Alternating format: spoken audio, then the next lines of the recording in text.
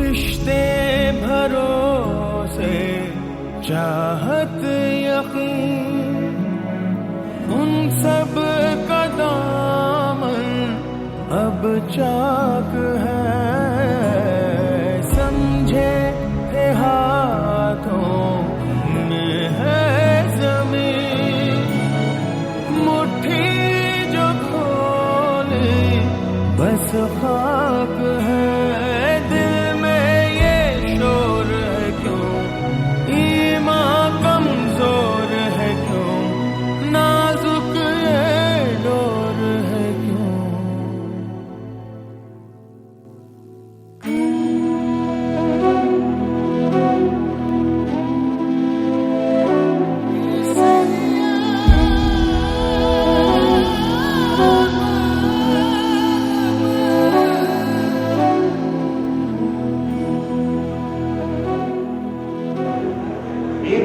जो छोकरो है ना, मुद्दा काम के तो बने मते गर्व है, अच्छी मानो सारी नाथ के मते गर्व है।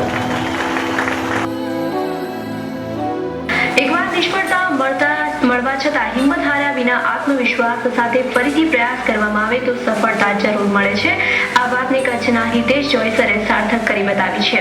મધ્યમ વર્ગીય ખેડૂત પરિવારમાં જન્મેલા હિતેશે ચોથા પ્રયત્ને યુપીએસસી ની પરીક્ષામાં ગુજરાતમાં પ્રથમ સ્થાન મેળવી કચ્છનું ગૌરવ વધાર્યું છે।